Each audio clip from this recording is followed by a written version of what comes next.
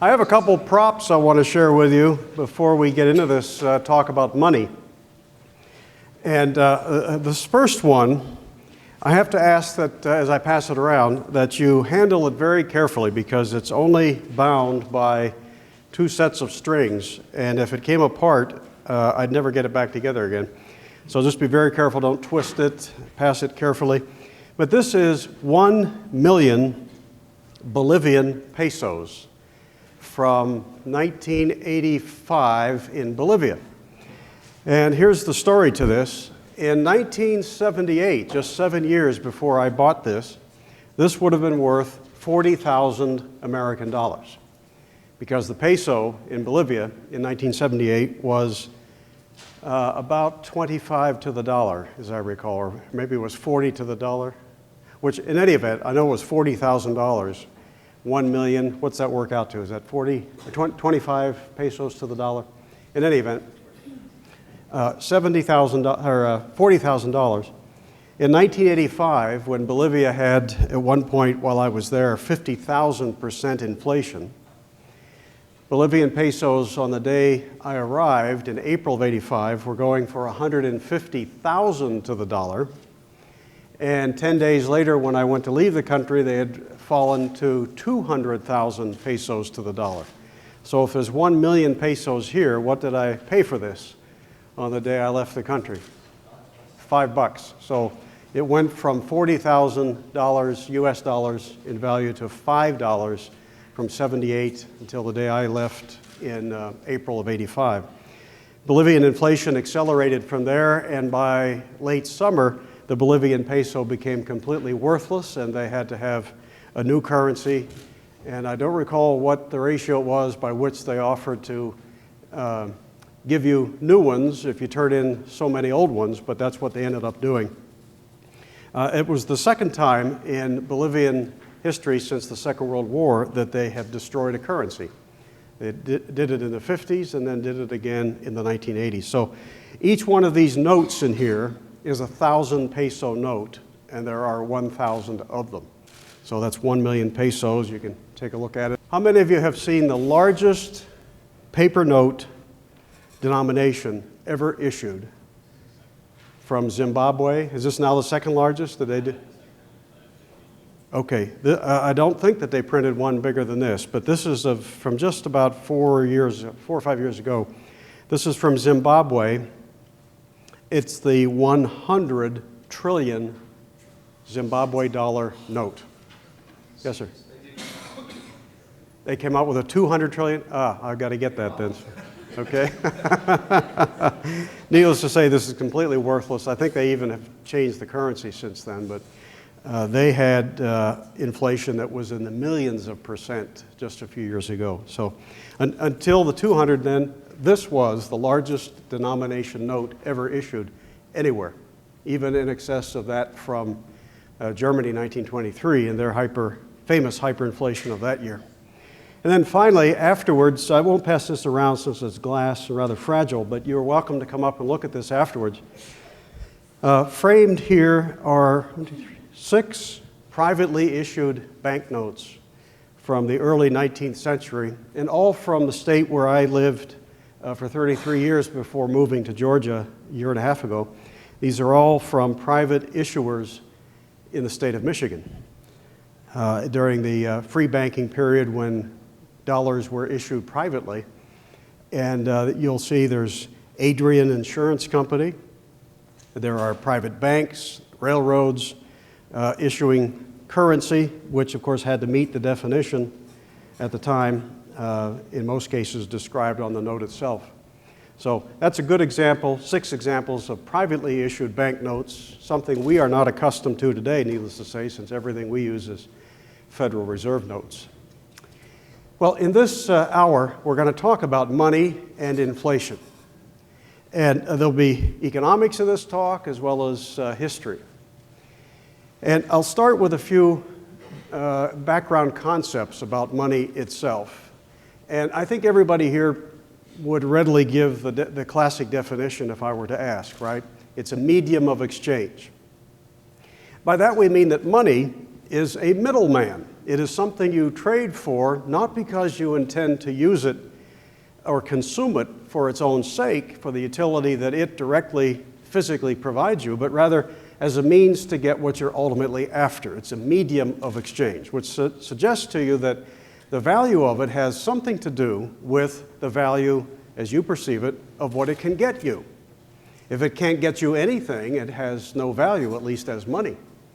So it is related, its value is related to the value as you perceive it of what it will get for you, but its value is also buffeted by its own factors, such as its own supply, as you'll see in a few moments. But money, as a definition, I think, medium of exchange is good. Sometimes you see history or econ texts suggest a variety of definitions. It's a store of value, it's 2 or 3 other things.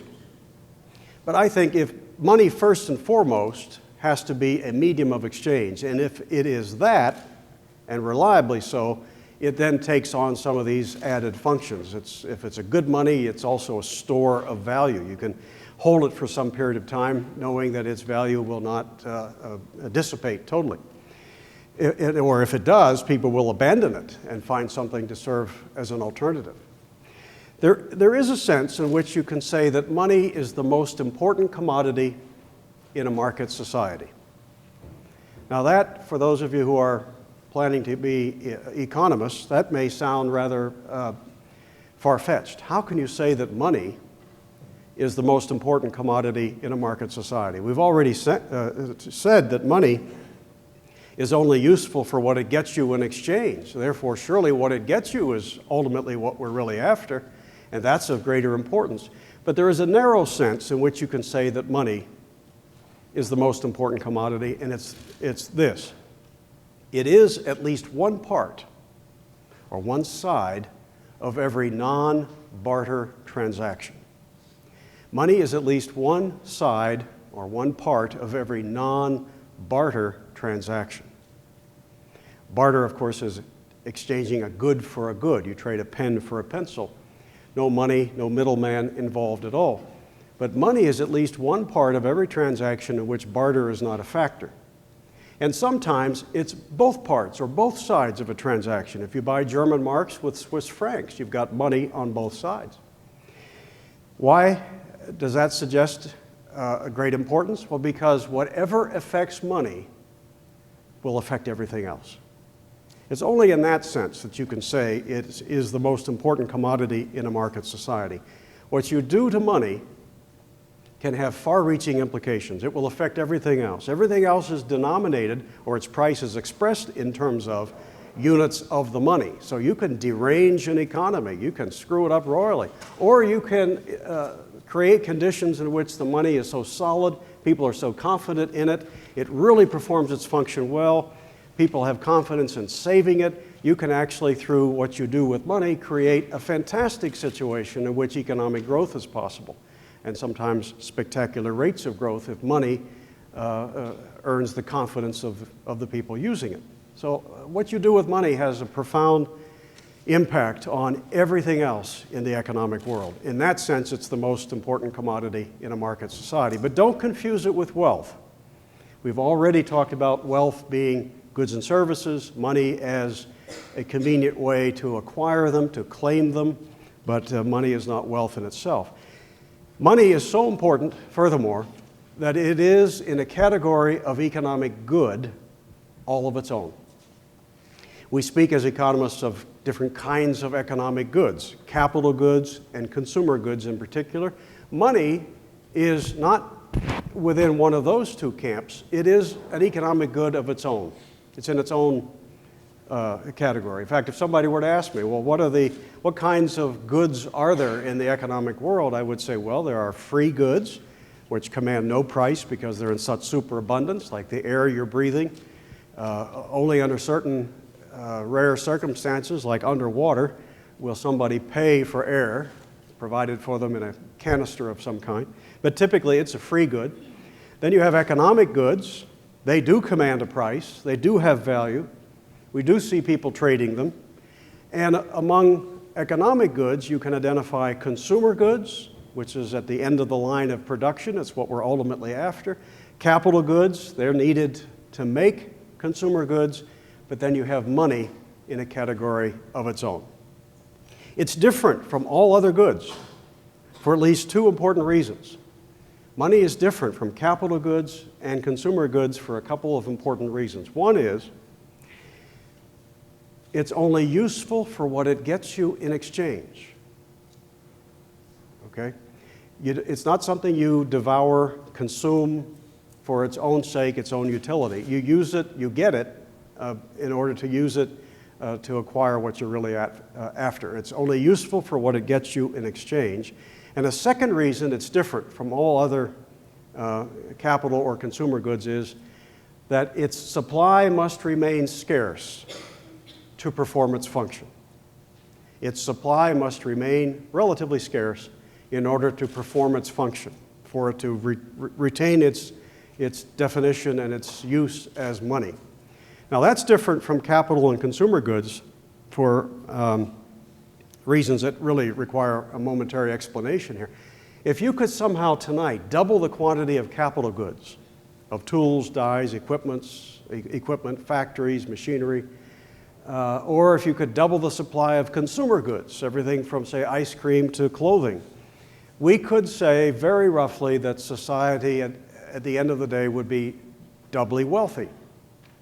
Now we'd have problems of where to put some of the stuff.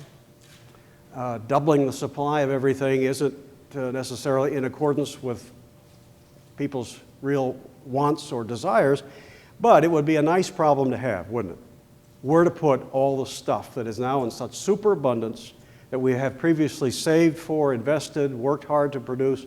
Now we've got suddenly twice as much of it, capital goods, consumer goods. We'd be doubly wealthy, generally speaking.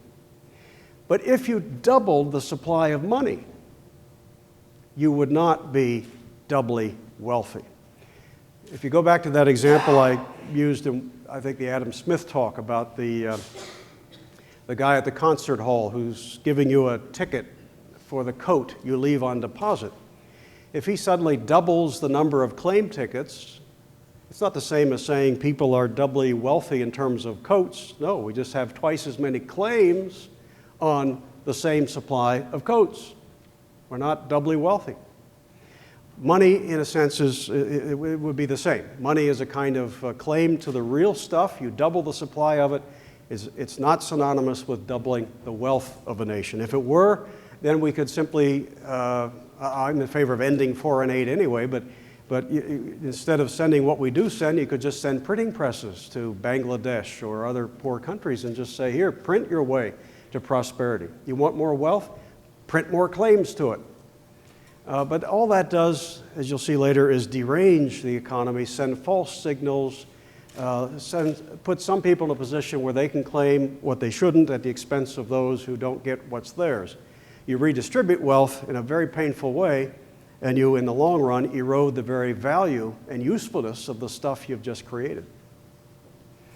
So money is different. It's in a category of its own.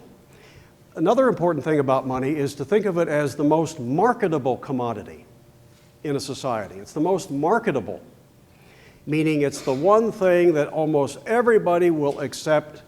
You can get almost anything with it. And the sounder it is, the more confidence people have in it, the more that's the case. It's the most marketable. Your house is not as marketable because there you may have to wait months to find a buyer, somebody who will give you something for it. Money, almost by definition, is the most marketable commodity. You can get rid of it anytime with anybody. It's just a matter of haggling over the price, but you don't have to get stuck with it for very long. It's the most marketable commodity in a market society.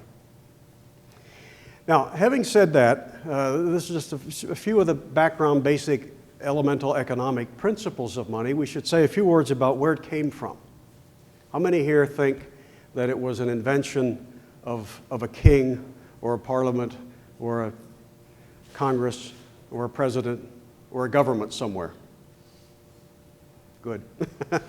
I'm not surprised. And yet today, what do most people sort of assume? Well, hasn't government always been in charge? Shouldn't it be? How could it work otherwise? Most people have come to accept the notion that money is properly the monopoly province of governments, and yet that's not where money came from, as you'll see in a moment. Money is involved in what we call indirect exchange. That's to be contrasted with direct exchange, which is barter, good for a good, service for a service.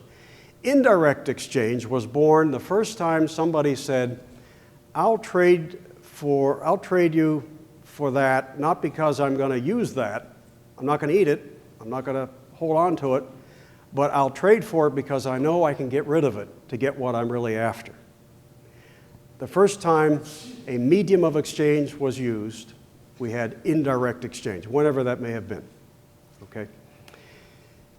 Now, we do know that whenever money first appeared, it wasn't at the very start. Presumably there was no money in the Garden of Eden with Adam and Eve. Somewhere along the line, very early, we don't know when, people discovered that trade could be greatly facilitated if they used a medium of exchange. But we can surmise, based upon what we know to be human characteristics and desires and the characteristics of a money, we can surmise how it might have developed. In primitive societies, you can imagine something emerging as money, but only if people knew what it was. It's hard to imagine all of a sudden somebody saying to a society, hey, start using this stuff when you make exchanges. And do it, exchange in a roundabout way. Instead of direct, use this stuff. You don't know what it is, but I'm telling you, it's good stuff. Use it. It's hard to imagine that such a substance would be widely accepted. It's not hard to imagine, however, that people might begin using as money a commodity that they were very familiar with. In fact, that's an important point. Money, as it emerges freely, arises from familiarity. People know what it is. They know what it will do for them. They know that, yes, I can use it myself, or if I choose not to, I know other people who will use it. So it has marketability. I can pass it on. We know from writings from a long time ago that certain substances that may seem primitive to us did serve as money. Homer, in his Iliad and the Odyssey, talked about cattle being used as money.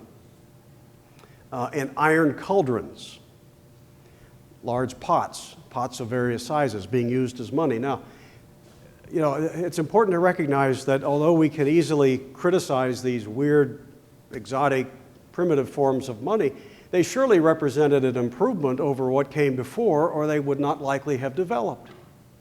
And it's not difficult to imagine that a primitive society would develop something like cattle as money because everybody knew what they were. Everybody knew that there was a demand for them. They could consume them themselves or trade with others for what they wanted. Iron cauldrons, same way. But cattle and cauldrons, in spite of their whatever virtues they had as money and their familiarity, still left a lot of room for improvement, right? They have inherent difficulties. How can you make change, for instance, if your money is cattle or cauldrons? We have a lot of examples besides those two in history. How many of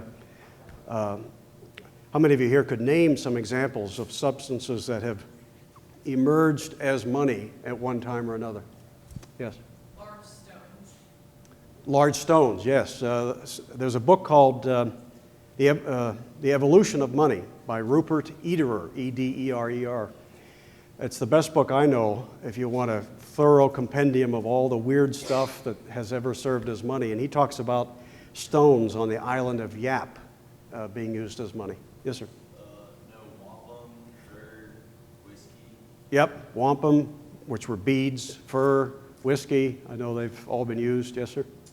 Salt in the Roman Empire and seashells among the Native Americans. Salt and seashells. Yes, sir? Jade and obsidian. Jade and obsidian? I wouldn't doubt it. I'm not familiar with that. Maybe in China? Chinese? Yes, sir. Pelts? Yep, pelts, like beaver pelts. Yes, sir. Beer in ancient Egypt? That's one I hadn't heard. Yes, sir? Honey. I hadn't heard that one either. I don't think so. Yes, ma'am. Tobacco. Tobacco, yes. In fact, I'll quickly digress and tell you that in early colonial Virginia, not only was tobacco used as money for a time, but they actually had a tobacco hyperinflation, which caused them to depart from tobacco and find something else. But at first, until they learned the soil and ways to increase the quantity of tobacco, the early Virginian colonists used tobacco. They reckoned prices in terms of quantities of tobacco. But then they realized that they could make so much of it, prices soared through the roof, and it became an unstable medium of exchange, and they departed from that. But yeah, that's right, it was used in Virginia. Yes, sir? Wood split in half, huh? They split the wood in half and keep part of it and trade wood around whoever had it last year. Oh, okay. Do you know where? England? Okay. Yes. Labor hours. I'm sorry? Labor hours. Labor hours as money? Maybe so. I haven't, not acquainted with that. Yes, sir? Hemp in the early 1800s here, and also the obvious Was gold and silver, yeah. Hemp, you're right. Hemp was used as money because you knew that if you couldn't exchange it with somebody, you could always smoke it, right? Yes. Yeah, I'm not saying cigarettes in prison. Cigarettes in prisons, yeah, in prisoner of war camps. A lot of exotic examples. I'll give you a few more from Rupert Ederer's book. He talks about women were used as money in parts of the Middle East for a time. Now, that leaves a lot to the imagination. Can you imagine women circulating as media of exchange, prices reckoned in terms of women? What would be some of the problems with that? Yeah, making change. That's right, yeah. Well, how about durability, transportability? There might be a... What's that? Divisibility, yeah. Also, rats. Rats were used on Easter Island as money. Mahogany logs in British Honduras, now Belize, were used as money. Lots of examples. Each one of these surely represented an improvement over what came before, but with lots of room for further improvement. But you should recognize that this was an evolutionary process. As people discovered in various parts of the world that this stuff worked as money better than that stuff, only later to discover here's something even better. And this happened in various stages at various times around the world. But there's been a constant search for the best money, you might say. I can imagine how, let me give you an example of three farmers. This is how money in whatever form probably first emerged through the use of a familiar object. But I can imagine a wheat farmer raising wheat, having a little extra, deciding he'd like to get some corn. And he goes down the road to the corn farmer and says, I've got a bushel of wheat here, how about a bushel of your corn? And the corn farmer says, sorry, I really don't need any wheat. Have you got any oats? And then the wheat farmer says, well, wait a minute, I'll be right back. So he goes down the road a little further, finds an oats farmer who, fortunately, would like to have some wheat. So you trade, or the farmer trades his wheat for the oats, takes the oats back to the corn farmer and says, I've got what you want, now let's make a trade. What served as a money in that particular example? The oats, right? Because the wheat farmer traded for the oats not to consume them himself, but rather to use as a means of getting the corn. Now, a single example like that doesn't make a substance a money. But if it becomes a generally circulating medium, lots of people using it, recognizing it for its value and its own utility or as a useful item in trade, then a substance can emerge as a money, a widely circulating medium of exchange. Now, historically, the demand for a reliable medium of exchange, and this is a remarkable development, it happened in every corner of the globe at one time or another. After using so many weird things, the demand for a medium of exchange came to be centered upon the precious metals. You should not think of gold and silver in particular as emerging by some dictate, mandate, decree of Parliament or Congress. Rather, it emerged, or they emerged, as freely chosen monies in one place after another, and for very good reasons. Can you give me some? Why would gold and silver eventually be regarded as better than any of these other things? Yes?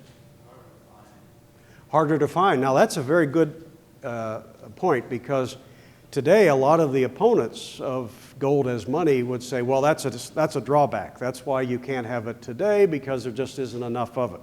We'll get back to that in a moment, but you're right. I see that as a virtue.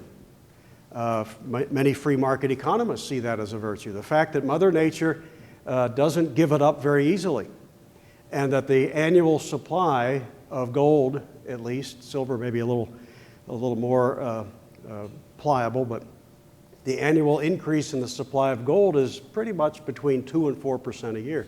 It's tough to get more of it, but that's actually to preserve its value. That's a virtue. It helps explain why it emerged as money. What might be some other qualities? Yes, sir? Very durable. Yeah, you can bring up a Spanish galleon that sunk 500 years ago, and you might have to clean the stuff off, but it's just as good as it was when it was first minted. Unadulterated. Just needs cleaned up and you can use it again.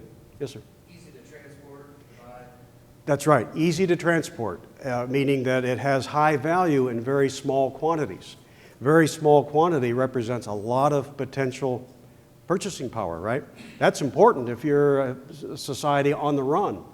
If you're a minority group that's persecuted and you have to, from time to time, pick up your wealth and leave, if you can transport it in a very small quantity, that's a virtue, and gold and silver certainly have had that. Yes, sir?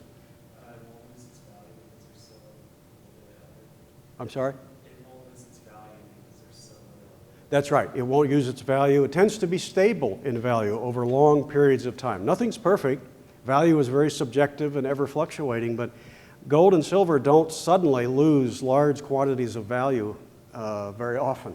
They tend to retain it over long periods. Yes, sir? Easy to store. Easy to store? Yep. Yes, ma'am. I have a question, actually. It's semi-related. I've been seeing a lot of advertisements on TV and stuff for we're buying gold. Yeah. Who is buying that gold, and where all is it going? Good question. Who's buying all this gold? I noticed in my little town of Noonan, Georgia, about 15 minutes south of here, even there, in 2 or 3 places, there are these guys out along the road with their big signs, "We buy gold," doing all kinds of maneuvers with the sign to get your attention. Well, I can assure you it's not the mint, because we no longer are minting gold and silver coins. These are people who are using the gold or get it into the hands of those who want to use gold and silver for its industrial or jewelry or other non-monetary purposes. Okay? And they're hoping to get it from you at a little less than what it's really worth, take advantage of the rising prices of today, and probably sell it to somebody else, ultimately to be used in everything from maybe fillings in your teeth to jewelry. Saw a hand up here. Yeah, I have another question for that information. Okay. Yes, ma'am. I think that the problem I see with gold and silver is that sooner or later it's blended. You won't have it forever. Yeah. And that's true of Bolivians could say that about their paper pesos, too. That all came to a screeching halt. But you're right, it's finite in supply. No matter how much there may be, it's not infinite. The question is, if you allowed money to continue to evolve freely and there were no government interventions that said, this is going to be it, nothing else, but if you allowed it to freely continue to evolve, might there be a day when people in the marketplace would say, we don't want that anymore, we think this stuff will work better? Entirely possible. And many of us believe that markets should be free to make such judgments. It's a question of either markets making such assessments or politicians making them for you.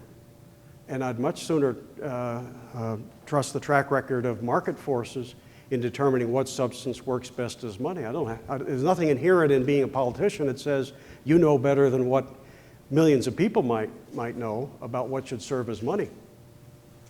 So precious metals came to be the focus of attention because of all these various characteristics. They just seem to work best, better than what came before. So all over the world, gold and silver emerged as money. What about paper? We haven't said anything about that. We're not accustomed to using metal today except cheap junk metals for subsidiary coinage. But our main currency, the dollar, is a paper note, and most of the cash transactions involve paper in terms of dollar volume. When did that emerge? Anybody know where paper money first appeared? Yes. It actually came out of a system where people didn't want to hold on to their gold because they were afraid of people taking it. So they took it to somebody who, in fact, became a banker and supplied it and said, keep this safe. For every amount that you deposit with us, I'll give you a certificate that says Yeah. you have this money certificate that says you're entitled to this much gold that you've given me. This is worth that amount of gold in exchange. That's right. That's, you've explained the origin of many banks. Banking typically appeared first as a warehouse function, safekeeping, and grew from there to other provisions, other services. Yes? And also the Great Khan, just taking like from the trees. Uh-huh. And making money. Did you say the Great Khan? Yeah. Well, I think you're probably right. I was going to say China. I know paper money first emerged in China, whether it was the emperor, the Khan, whatever they called him. You're right. And it was mulberry bark. But at first, there's every reason to believe from the records that mulberry bark as money really represented sort of a receipt. That the real stuff behind it was what was regarded as money, but the paper emerged as a kind of receipt, which people found to be more convenient. In fact, a gold standard, incidentally, doesn't have to mean that the only thing that circulates in our pockets as money are bits of gold and silver. It may well be paper. People may decide, let's put the metal on deposit and we'll use paper receipts. As long as we know that the receipts are honest, you can get the gold upon demand if you want it, then we'd rather use the paper. It's easier in our pockets. A gold standard certainly does typically mean that. Doesn't mean only gold can be money. It means that paper is backed by the gold. Now, that leads me to a quick discussion of government and money, because what I've explained to you so far is really rather natural and evolutionary. I've explained for you the way markets developed a medium of exchange. Although there is one other aspect of metallic money I should mention before we do that. I forgot to tell you this. When precious metals began to be used as money, they were often used as lumps of gold and silver as they were found often naturally, mixed together. And the name for that substance is electrum, E-L-E-C-T-R-U-M. That's gold and silver mixed together as it's often found naturally. But to use that as money, lumps of gold and silver, meant that every time there was a transaction, you either had to guess at how much that lump was, or you had to weigh it. And if it was a little more than the price, you'd have to shave some off. If it was a little less, you'd have to add some shavings. Well, that's kind of cumbersome and awkward. What was the development later that would fix that issue? Coinage, which began first in a place called Lydia, L-Y-D-I-A. Lydia in western Turkey, Asia Minor. And the most famous king of Lydia was Croesus. You may have heard that old phrase, as rich as Croesus. It was a fabulously wealthy trading kingdom in western Turkey, Asia Minor, where coinage, we think, first appeared. That was really an attempt to standardize it. Hey, now all I have to do is look at it and I know what it is. I don't have to weigh it.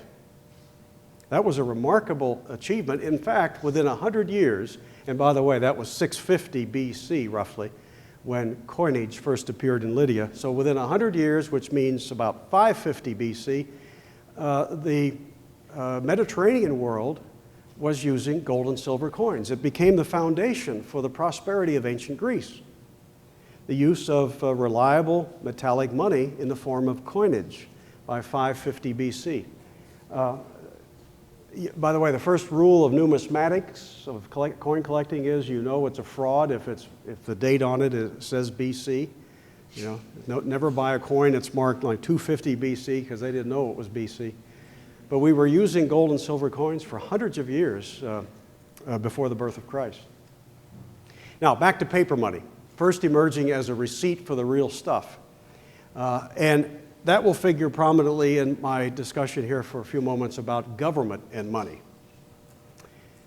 How did it come to be that governments took control of money? If it developed naturally in the marketplace, how did we get to the point where today almost everybody in the world thinks that it's a natural monopoly of the state and perhaps always has been, which is not true? Governments have invariably, even the best of them, an insatiable appetite for revenue.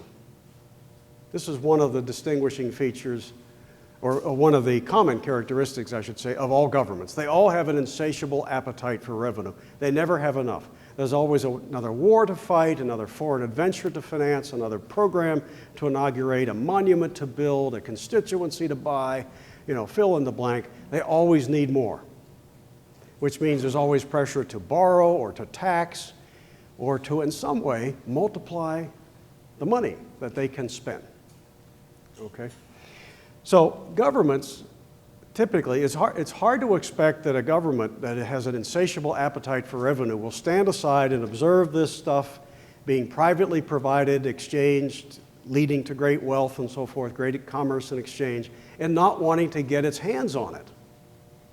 What are the steps that governments historically have taken to assume control over money? I'll give you several. Recognize that depending on the country and the time, they may have done it all in one fell swoop, or they may have taken these various measures over periods of time. But certainly one of the important things that government has done, a real hallmark in the growth of government over money, is to declare a monopoly of the mint. A monopoly of the mint. This is where the government says, well, here we are, we've got chaos in the marketplace, of course, with all this multiplicity of private providers, different private mints cranking out currencies and putting different faces on them. They all look so different. That's chaotic. Let's have just one mint, and it'll be mine. And I get to put, as the emperor, I get to put my image on the coin of the realm. And this will help eliminate chaos. The problem there is, I'd take chaos over government monopoly any day of the week. The moment you give to the police, which is essentially what government is, the moment you give government a monopoly over something so that no competitor can appear or be without prosecution, then you've handed an enormous power of abuse to that monopoly. All of a sudden, if the monopoly issuer does some harm to the money, and you as a user might be prone to say, gee, I'd like to find something else, but there isn't something else, you've given a blank check to that monopoly issuer. That's the problem. The absence of competition is almost never a good thing, and it's not a good thing in money, but that's how governments, sooner or later, they declare a monopoly of the mint. They say, nobody else but me gets to do it. Okay? Then you've got to assume that he'll have good faith and be honest and reliable and not over-issue it or abuse it in any other way. That's asking an awful lot of any government with an insatiable appetite for revenue.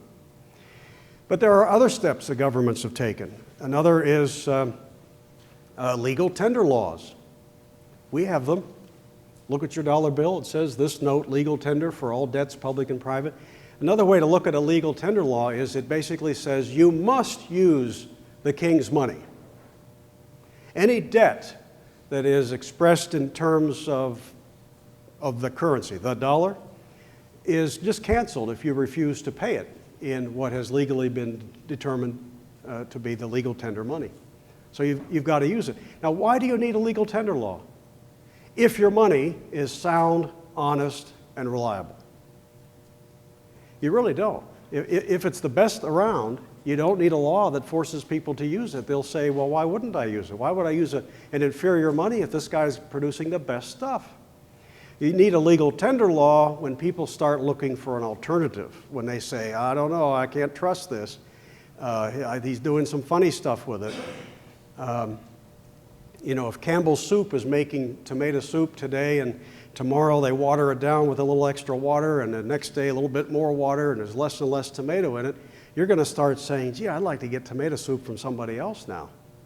But if Campbell's is the only one making it, you got to do eat that or do without. Legal tender laws. A third step the governments have taken is to divorce the name, divorce the name of the currency from a weight of metal. Divorce the name. In other words, the name no longer has anything to do with the metal. Do you know that the origins of many national currencies anyway, today, go back to a term that described a weight of metal. The dollar was originally a thaler, T-H-A-L-E-R, from Bohemia, which was thought of as a precise unit or weight of gold or silver, I forget which, but it was one of the metals. The British pound was once a pound of silver. But today, do people think of these currencies as a weight of metal? When you think of the dollar, do you think, oh yeah, that's about that much gold? Nobody thinks of it that way. So if you don't think of your money in terms of gold any longer, well, that's given government enormous power. Now they're not disciplined so much by the metal. Nobody thinks of the metal that's behind it. Another step is central banking. You can't expect a government with an insatiable appetite for revenue to sit back and observe all these things called private banks that are taking deposits, issuing notes, what have you, a thriving business, and not decide, he who commands the banks commands a very important height in the economy. So governments sooner or later either take the banks over or they're more sophisticated perhaps and they create their own central bank.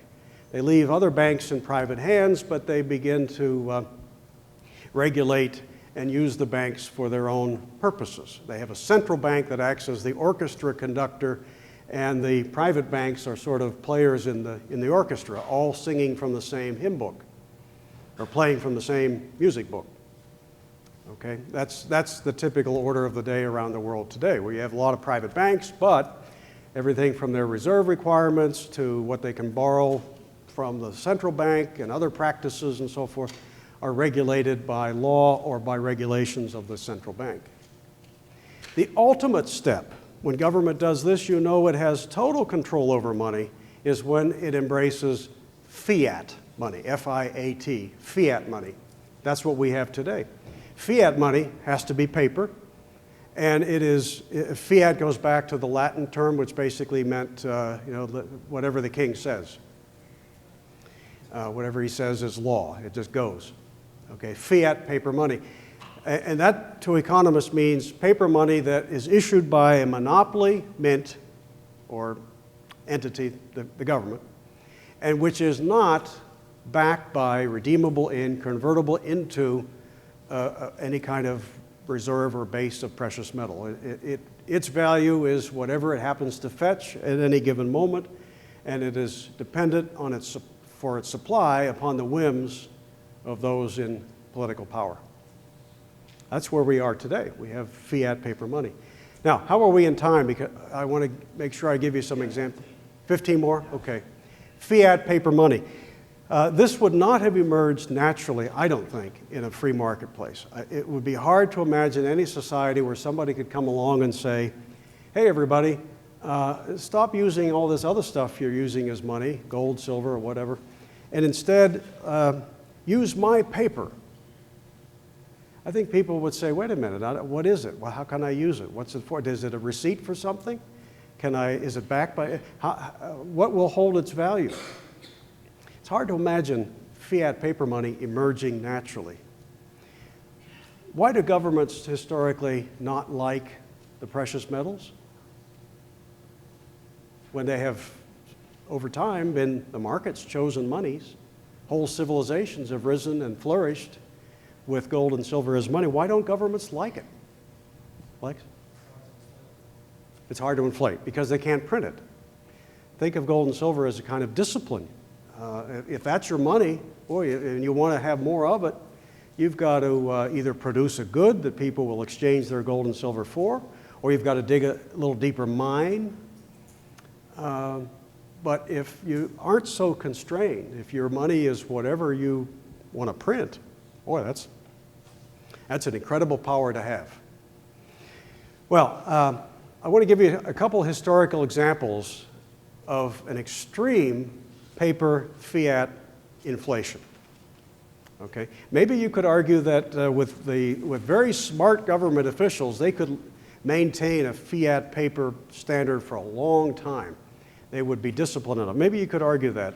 I wouldn't want to try to make that case, but I do know that history is littered with examples of where people in power didn't exercise restraint, and it gives us a fascinating glimpse into what happens to an economy when its money is undermined or even destroyed.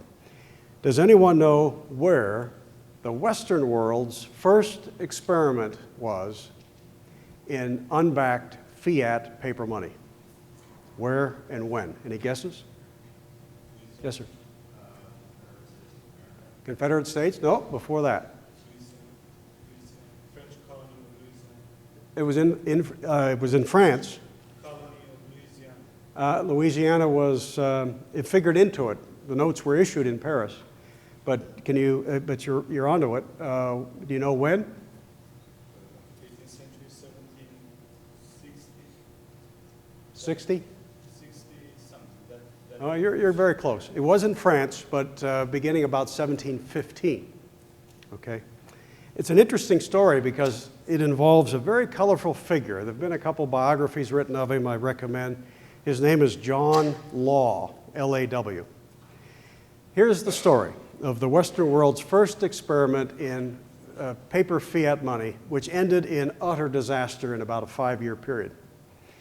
Louis XIV had been the Sun King, the King of France for quite a few years, fought a long series of wars with the rest of Europe, built the Palace of Versailles, spent like there was no tomorrow. He died in 1715, and Louis the 15th now, did I say 15th before? I meant Louis the 14th, dies in 1715. Now Louis the 15th is in power, and he's facing a French treasury that is essentially broke, and there's very little confidence in his regime. He needs a lot of money to pay his bills. Along comes this guy from Scotland who gets in to see him with a scheme in mind. His name is John Law. He gets in to see Louis the 15th, and we don't know how that conversation went precisely, but we do know the outcome of it. So we can imagine it might have gone like this. John Law probably said, you're in a pickle, you've got these horrendous financial troubles and these bills you don't know how to pay. I've got an idea for you, print paper money. And Louis might have said, well, wait a minute, we don't have the gold and silver to back it. We can't print paper without the gold and silver. It was John Law's scheme to print the stuff irrespective of any backing. And he sold Louis on the idea. He said, I'm sure something like this, look, you're the king, you've got the army, you've got the police, you've got the guns. Just print the stuff, tell the people they have to use it, it's their money. If the dog eats it, it's dog food. Make them use the paper and back it up by the force of government. Louis bought into it. He made John Law an important figure in the government. He was in charge of the printing presses. They took a lot of the newly created money and invested it in places like Louisiana, producing the Mississippi bubble of that time. And as they issued this paper money, at first it seemed to be very salutary. The very first beneficiary of it was the central government itself. Louis was able to pay off a lot of debts. He printed it, so he got to spend it first. But they kept belching out the stuff in the theory that, hey, this commands great wealth, it promotes prosperity, it's a good thing, it pays our bills. But of course, prices soared, reflecting the decline in the value of the money stemming from the flood of creation of it. And within 5 years, the paper money of that period became utterly worthless. John Law became a hunted man. The French, who had celebrated him as a great financial savior, now run all over Europe trying to catch him. And presumably, if they had, they would have lopped his head off or something. But he died a pauper in Italy some years later. The French never quite caught up to him for that. Now, that's the first experiment in paper inflation. And of course, the French learned their lesson and never did that again, right? The next experiment is also from France, and this is in the 1790s during the French Revolution, an even more colorful episode of runaway inflation. You'll recall from your history that in 1789, the French Revolution broke out, which would eventually claim both the king and the queen. And radical revolutionaries by the early 1790s are firmly in charge. These guys are really nutcases. They are so anti-monarchy, so revved up with this thirst for blood, for revenge, for power. They decide, even though France's economy is in a shambles, to declare war on the rest of Europe because they're going to help, they're going to help remove monarchies and bring on republics all across Europe. So now they've got the huge tab of paying for war. How are you going to pay for a war? On top of all kinds of domestic programs and domestic insurrections you have to put down and what have you. There's a debate that takes place in the French Assembly, chronicled in a wonderful little book. I believe it's on our website. You can get it in our bookstore, called Fiat Money, Inflation in France by Andrew Dixon White. It's a little book, maybe 100 pages, written 100 years ago by a professor who went back and looked at the debates in the Assembly and recounted the discussions over paper money in France. And in the early discussions, when somebody suggests, hey, to pay our bills, let's print money, the sentiment is expressed by others that we can't do that. We did that before. I remember my grandfather talking about it. They did it under Louis XV and it became worthless. We can't do that again. It has to be backed by something. Well, that sentiment, based on that experience, did hold sway, and so when they finally decided to issue paper money, they did back it with something. Anyone know what it was? What did they, quote, back it with? Land from where? Catholic Church. They backed it with confiscated Catholic Church properties. So they thought, well, we'll issue this paper money, but it will retain its value because we'll declare that behind it is the wealth that we've seized from the Catholic Church. That was their plan, to back the money so it would retain its value. But in practical terms, to the average citizen, it didn't mean anything. You couldn't take your assignat, as it was called, the paper assignat, you couldn't take it down to a bank and say, I'd like to claim it for my share of Catholic Church properties. It was just a scheme, a marketing ploy to hopefully cause people to have confidence in the money. But as they issued more and more of it, the value of it fell further and further, as expressed in ever-rising prices. The paper became utterly worthless by the late 1790s. And in the chaos of the destruction of the money, who arises on horseback, a famous figure out of who brings order out of this chaos, the White Knight who saves France in the ashes of its hyperinflation.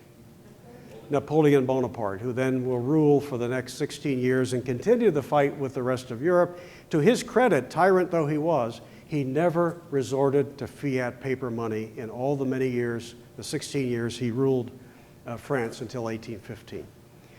He paid his bills in gold and silver, even though it was often gold and silver he seized from other countries.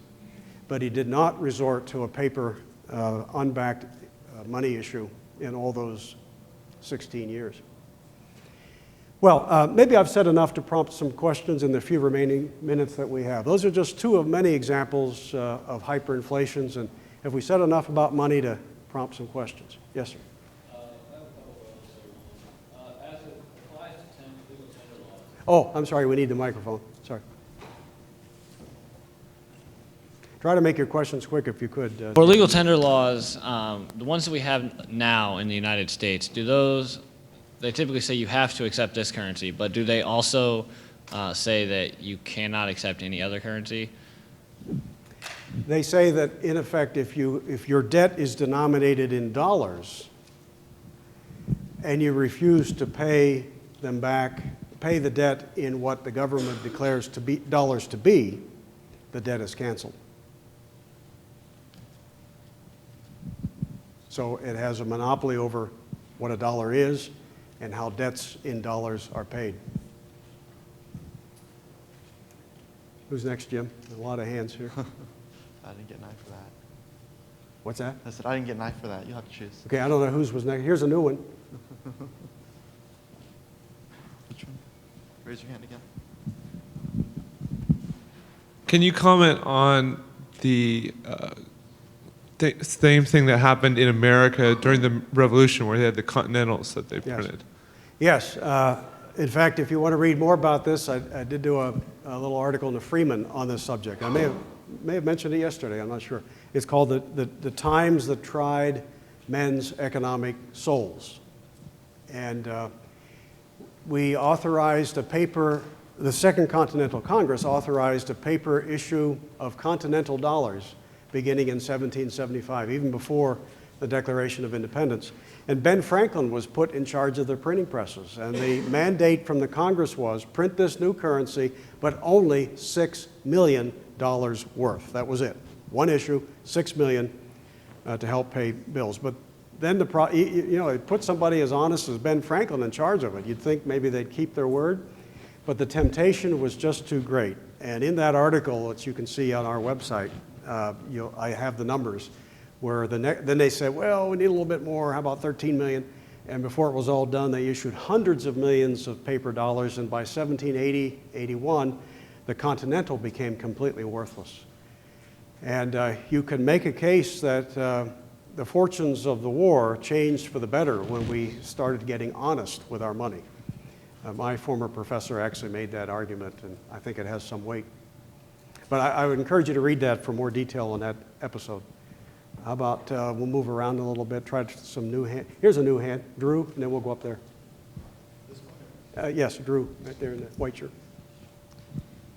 I was just wondering, so do you think it'd be better if we had, if there was no, centralized, money, being put out, and we had, money like that, where it's, a bunch of different, free, open, wouldn't that make it harder to, have things like internet, markets on the internet, say, eBay or something, wouldn't it be harder to, have, be able to? No, take the market for what you could call near monies, credit cards.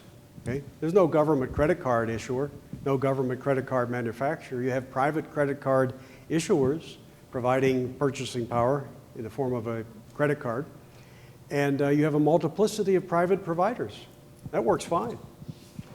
Now, I have inferred, without saying so explicitly, just what you've said, namely that I'm suggesting that the market be in charge of money instead of government. I really would suggest that. So whatever the path you may have in mind for monetary reform, I would urge you to think of that real monetary reform lies in finding ways to make money, once again, a market phenomenon, so that it isn't a politically determined, politically issued, monopoly-provided substance over which politicians have great sway.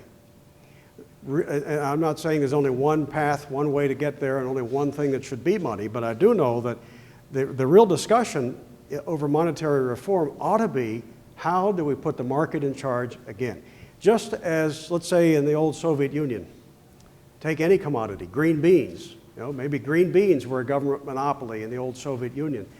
When that system ended, I'm sure they must have had discussions now, where should green beans come from? If not from commissars and government commissions, if not by decree, how will green beans be provided? Well, I'm pretty sure that they decided, we'll just let that happen. And like every other commodity that people want, somebody will provide it. But it's subject to market forces. I think money should be the same. Money today, even our government-issued money, is not immune from market forces. Let's suppose they overissue it. How do you know when governments overissue money? How do you know that? Because sooner or later it starts to lose its value, right? The American dollar right now is plummeting in terms of other currencies, plummeting against many commodities, and it may soon plummet further and faster against goods, generally speaking. Some of us think that that's probably soon to happen. That's the market's way of saying, cut it out, you're putting out too much. In a marketplace where market forces are in charge, how do you stop the proliferation of something that people don't want as much of? You go broke if you're a producer, right? How come we don't have too many green beans? How come every time you go to the grocery store, there's just the right amount of green beans? You don't go one day, there's mountains of unsold green beans. Next day, empty shelves, no green beans. They're always just the right amount because prices, supply and demand, send signals to producers. The problem is you can have a plummeting value of government-issued paper money sending a screaming signal, stop it, you're doing too much, but the signal never strikes the producer in his pocketbook. Nobody goes broke when nobody in government goes broke when government ruins your money. That's the problem. We've broken the connection between market discipline and the issuance of the money substance. Next question. That's all the time actually that we have Oh. for questions. Sorry. Hey, thanks, sir. I'll be around, though, if you want to ask questions one-on-one. Thank you.